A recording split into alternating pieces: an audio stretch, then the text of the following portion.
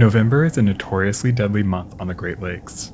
Commonly known as the November Gale or the Witch of November, the violent storms that occur in the fall can appear quickly and last for days. The waters of the lakes typically remain warm late into the year as the weather in the area grows cold. This creates low atmospheric pressure that pulls in cold Arctic air from the north and warm Gulf air from the south, creating unstable weather systems that easily generate hurricane-force winds and massive waves. These November storms have claimed hundreds of vessels on the 5 lakes, most notably the Carl D. Bradley, lost on Lake Michigan on November 18, 1958, and of course the Edmund Fitzgerald, lost on Lake Superior on November 10, 1975. Only 2 men survived the sinking of the Bradley. No one survived the sinking of the Fitzgerald. November's deadly reputation was established long before these 2 great vessels met their end. In 1913, a devastating blizzard with hurricane-force winds descended on the Great Lakes basin. Lasting from November 7th to November 10th, the storm was the deadliest and most destructive natural disaster to hit the Great Lakes in recorded history. Known as the White Hurricane, the Great Lakes Storm of 1913 brought nearly 2 feet of snow to the area, with sustained winds of 79 miles per hour and gusts of up to 90 miles per hour.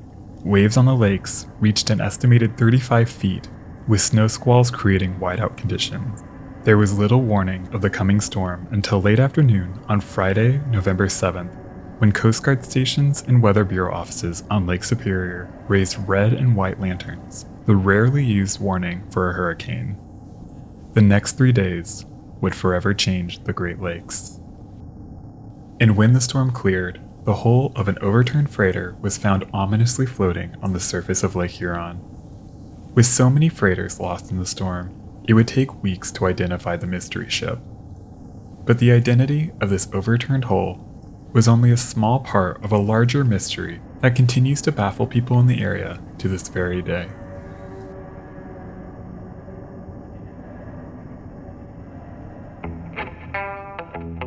But before we dive into things, let's take a quick moment to talk about this video's sponsor, MyHeritage. Clearly, I'm a bit of a history buff, and that love of history extends to my own family background. My grandma knew that I loved ocean liners, and she gave me something my great-grandfather saved from World War I. It's a postcard from the Aquitania, the ship that brought him home after the war. My grandma told me that he saved the postcard because he was so impressed by the size and beauty of the ship, and he wanted to hold on to that memory. Family stories like this are why I'm excited to be working with MyHeritage. Trusted by over 90 million users, MyHeritage is the leading global service for family history research. With access to over 18 billion historical records, MyHeritage makes it fun and easy to build your family tree and learn about your history. They even have tools that can help you repair, colorize, or animate old family photos. Unfortunately, my grandmother passed away a couple of years ago, and with her, I lost that link to my family history. But with a tool like MyHeritage, I can explore the stories she shared with me and fill in the gaps. Using their incredible library, I easily found the passenger list for my great-grandfather's voyage on the Aquitania on September 13, 1919. I can't tell you how much it meant to me to find that record. Find out what you can learn about your family history today by signing up for a 14-day free trial and enjoy all the features MyHeritage has to offer. If you decide to continue your subscription, you'll get 50% off when you get started using the link in my description below. All right, let's head back to the Great Lakes.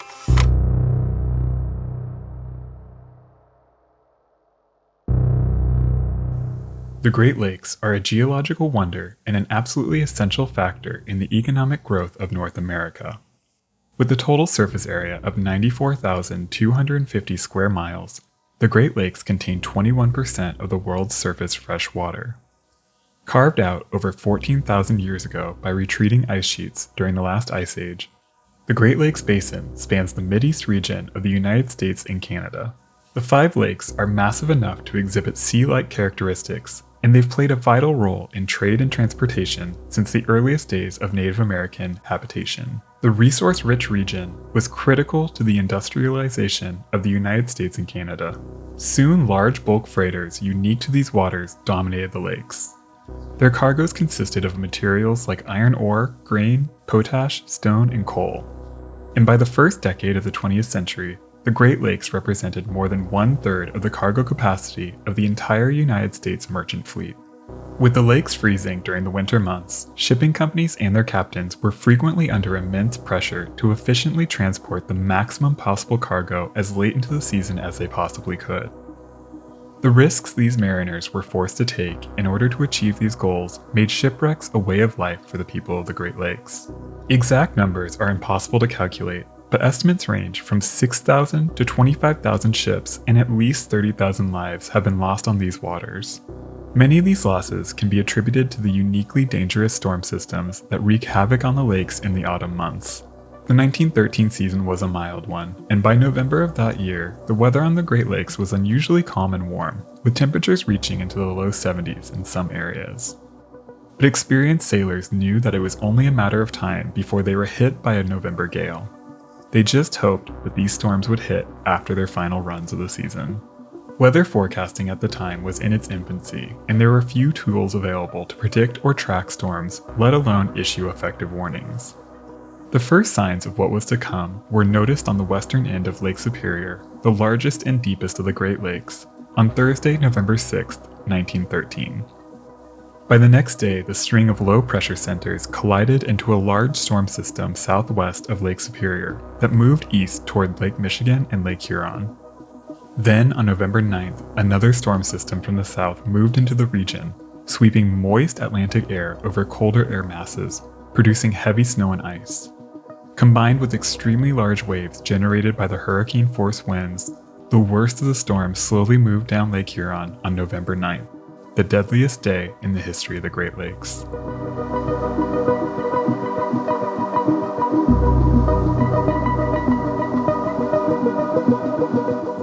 In 1913, the 504-foot Charles S. Price was one of the newest and most advanced freighters on the Great Lakes.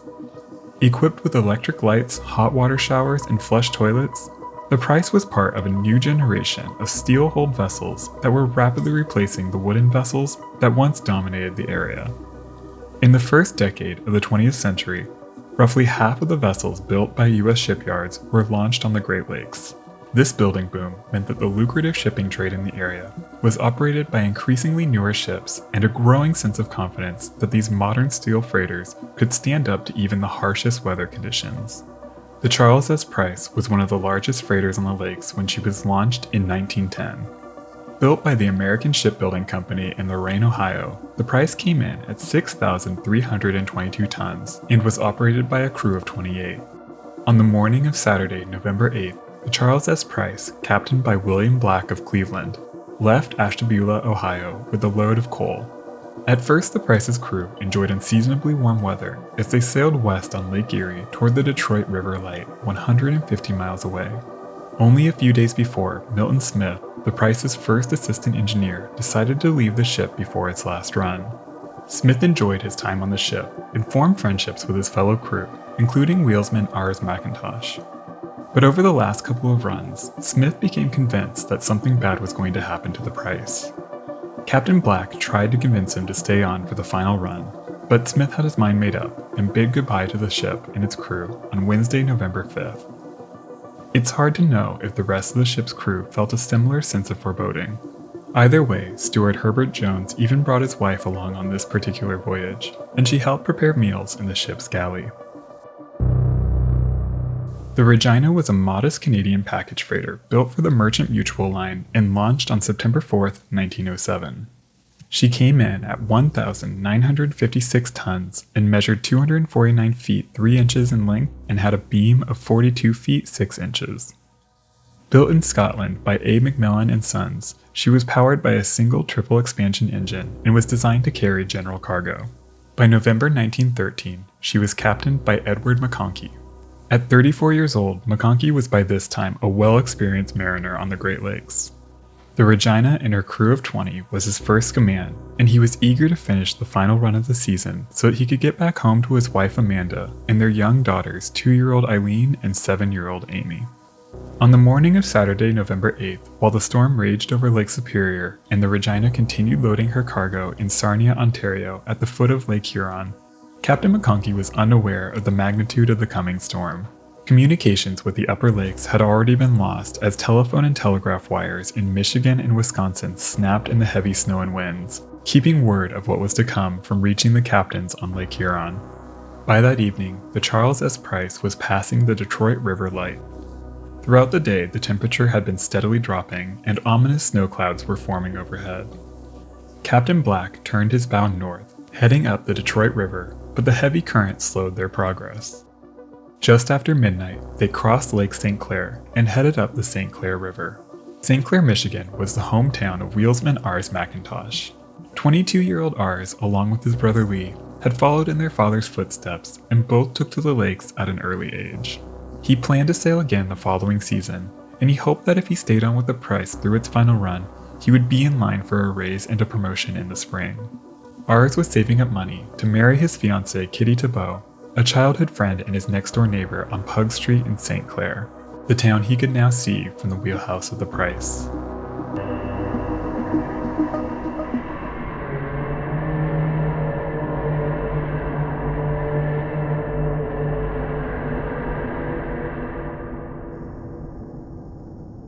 In the pre-dawn darkness on Sunday, November 9th, Captain McConkey of the Regina would have a clear view of the Price and other bulk freighters like the Matoa, the John A. McGean, and the Howard M. Hanna Jr. as they passed the St. Clair River on their way to Lake Huron. The view of the giant new freighter reassured Captain McConkey that he was not the only captain willing to brave the season's first November gale. Already facing harsh winds, the Regina departed Sarnia, Ontario at 7:30 in the morning.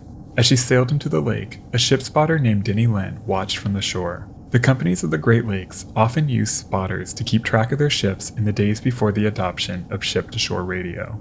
Lynn would later recall that the Regina appeared top-heavy, with a load of sewer and gas pipes stacked on her deck high above her rails. He feared that the ship was headed for trouble and didn't think that she was loaded properly for the weather that she was about to encounter. The Regina was bound for the north shore of Georgian Bay. She carried general cargo for deliveries at 10 different lumber ports. Among other things, she carried canned goods, baled hay, niceties like ketchup, wood matches, and safety razors, and of course, the most essential cargo, whiskey. By noon, the conditions on Lake Huron were dangerous but nothing too far from an ordinary November gale. The low-pressure system that had swept over Lake Superior was now moving off to the north, and in some areas, barometric pressure was actually rising, giving reassurance that this was just a typical 3-day blow, only hours away from clearing. But on board the Regina, Captain McConkey's optimism soon faded as a chill gale from the northwest began building and its barometric pressure again began to drop. By now, his small package freighter was getting battered by the largest waves the young captain had ever faced. As they struggled past the notoriously rough waters at the mouth of Saginaw Bay, the 50-mile-per-hour winds from the northwest suddenly shifted into the northeast and quickly climbed to well over 70 miles per hour, with significantly stronger gusts. At this point, Captain McConkey was faced with an almost impossible situation, and at around this time, he might have spotted a familiar sight. The Charles S. Price, which ran a few hours ahead of them, had now reversed course in a desperate attempt to return to the safety of the St. Clair River. Whether he spotted the bulk freighter or not, Captain McConkey made the decision to also turn his ship around and make a mad dash for safety. The dangerous maneuver would force him to turn his top-heavy ship sideways to the waves for several minutes, putting them at significant risk of rolling over. But with Chief Engineer C.J. McSorley doing everything he could to squeeze as much power as possible out of the ship's single engine, they managed to complete the daring maneuver. The package freighter now began retracing its course down Lake Huron. With visibility effectively reduced to zero, Captain McConkey and the other captains trapped on the lake at the time had no visible landmarks to aid navigation. The huge waves would make dead reckoning impossible, and by now the only tools these captains had was a compass and their intuition. Captain McConkey knew the lake well, and he would likely have known his location down to about a mile or so. But even with his experience, he was essentially lost in the maelstrom. At this point, Lightship 26, which was anchored just off Port Huron to guide downbound vessels to the entrance of the St. Clair River, had been carried off station by the enormous waves that washed completely over the small vessel. Her crew could do nothing but huddle inside as they were violently pushed toward the Canadian shoreline. That left just the Fort Gratiot Lighthouse on the Michigan side of the river to guide ships to safety. The keeper, Captain Kimball, and his wife worked throughout the night to keep the light shining and the foghorns blaring as waves smashed over the brick tower and storm surge rushed past the stone base. From the lamp room, they could see the small twinkling lights of ships caught in the storm as they struggled to make it to safety. One of those twinkling lights likely could have been the Charles S. Price, now only a few miles away as Captain Black searched the whiteout for the entrance to the river. He must have known that refuge was not far from reach.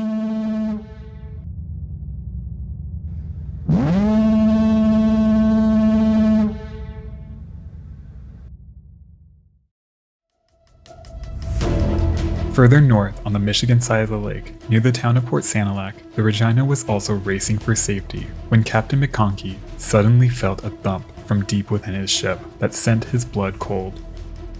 They had touched bottom. The vessel struck at least one more time before lurching forward. Her wheelsman instinctively turned the bow left, back toward open water, and the ship lurched free. The young captain was filled with dread as the wind and waves took hold of his ship. Water immediately began pouring in. They dropped anchor so that they could devote all of the ship's dwindling power to her bilge pumps in a desperate attempt to outpace the rushing water. At some point, he realized that the situation was hopeless, and the crew's only hope of survival was to abandon the sinking ship. Captain McConkey stayed behind as his crew loaded into 2 tiny lifeboats. Alone on the bridge of his first command, the 34-year-old Captain Edward McConkey reached for the ship's whistle and let out a long, unbroken shriek. The unmistakable signal of distress from the dying ship was heard by several on shore, but in the massive storm there was nothing they could do but listen and wait, huddled in their homes, as the Regina's surviving crew battled the storm in an open lifeboat, rowing desperately for shore as their vessel disappeared behind them in the blinding snow.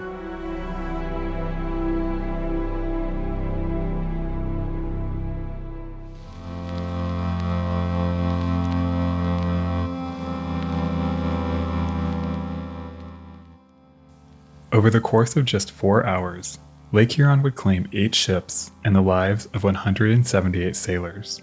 Across the Great Lakes, a total of 12 ships were lost with all hands. Another 30 vessels were stranded. At least 273 sailors lost their lives, though the exact number is impossible to calculate. As the storm began to clear, the scale of the devastation slowly began to reveal itself. On the afternoon of Monday, November 10th, the salvage tug Sarnia City was sent out to search Lake Huron. At first, Captain Ellie saw nothing as he patrolled the still rocky waters of the lake, but then he saw an unsettling sight.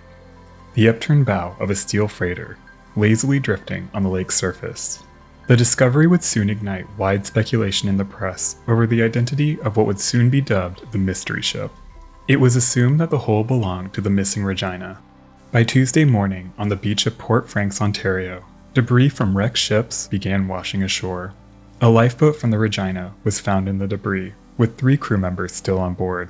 Close by, more bodies from the Regina's crew were found, along with 7 bodies from the Charles S. Price. The Regina's wheelsman, Walter McGinnis, was identified by a letter in his pocket sent from his mother in Owen Sound, Ontario. Her letter asked the young sailor to be a good boy. Milton Smith was asked to identify the members of his former crew of the Price. He helped identify the body of Ars McIntosh and the chief engineer, John Groundwater. Strangely, Groundwater was found wearing a lifebelt from the Regina. That discovery, and the close proximity of the bodies from the Price and the Regina, led many, including Smith, to believe that the 2 ships must have collided in the storm. But when a diver was finally able to examine the upturned freighter, it was soon confirmed that it was in fact the hull of the Price, and there were no signs of a collision. If and how these 2 tragedies are linked remains unclear. Some believe that one of the 2 ships might have come to the rescue of the other, picking men up in a lifeboat before their ship met its own fate.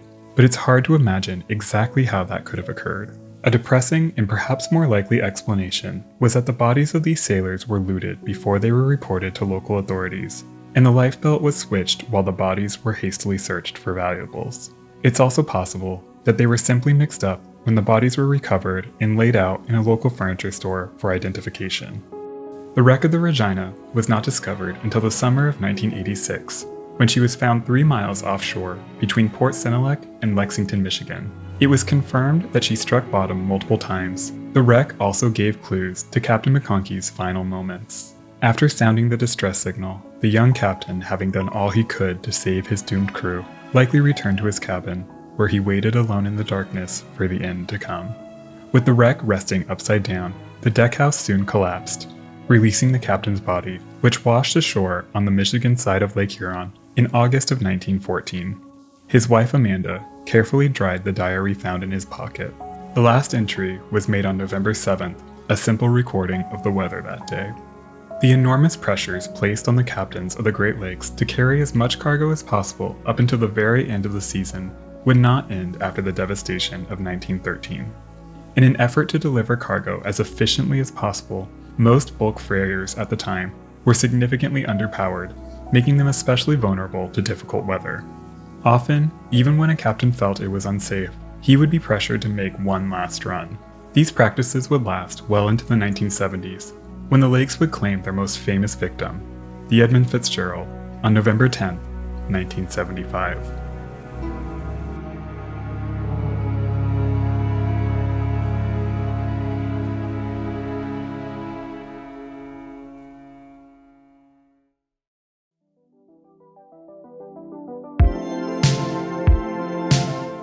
Thank you so much for watching. The Great Lakes Hurricane of 1913 is such a huge topic that this video really only just scratches the surface. I'm planning on making more videos covering some of the other stories from the storm very soon. If you like this video, don't forget to hit that like button and leave a comment down below. And if you haven't already, subscribe for more stories like this one. Thank you again to MyHeritage for sponsoring this video. It's an awesome service and I can't recommend them more. Check them out in the link below.